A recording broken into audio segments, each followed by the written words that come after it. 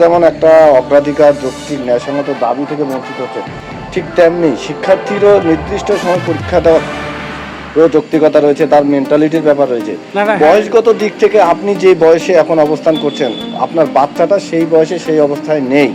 আপনি যেটাকে নিপীড়ন নির্যাতন মনে করেন, বাচ্চাটা কিন্তু সেই জায়গায় সেই নিপীড়নটাকে সেভাবে মূল্যায়ন করার তার সুযোগ কম। তার একটাই উদ্দেশ্য, তাকে পরীক্ষা দিতে হবে, মেধা ঠিক রাখতে হবে।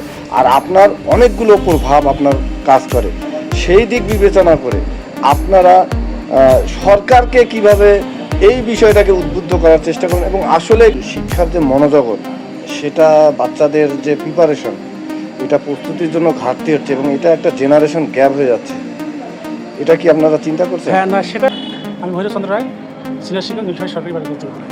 আপনারা ঠিক বলছেন আপনি। সেটার জন্য আমরা ওদেরকে বুঝিয়েছি আমাদের যে পাওনা, আমরা যে ওদের অভিভাবক, আমরা কিন্তু সেকেন্ড অভিভাবক। তা আমাদের যে কষ্ট তারাও কিন্তু বুঝতে পেরেছে, তারাও আমাদের প্রতি সম্পত্তি জ্ঞাপন করেছে এবং তারা নিজেরাই বাড়িতে আমরা বলেছি ওরা পড়বে, পড়াশোনা করবে এবং আমরা যথাসময়ে ওদের পরীক্ষার ব্যবস্থাটা আসবে আমরা জানাবো এবং তার পরীক্ষা দেবো। কতদিন থাকবে এটা? এটি এখন আমাদের দাবি যতদিন আদায় না হয়, আমরা উপর থেকে যতদিন আমাদের পজিটিভ কোনো রেজাল্ট না আসে ততদিন পর্যন্ত এটা আমাদের চলবে। সেটা কি থাকবে? আপনারা পরীক্ষা নেবেন না, বাচ্চাদের ক্লাস নেবেন না? না, এখন তো কর্মবিরতি চলছে, বাচ্চাদের এগুলো সবই হবে। ওদের পরীক্ষা অলরেডি আমাদের 7টা হয়ে গেছে।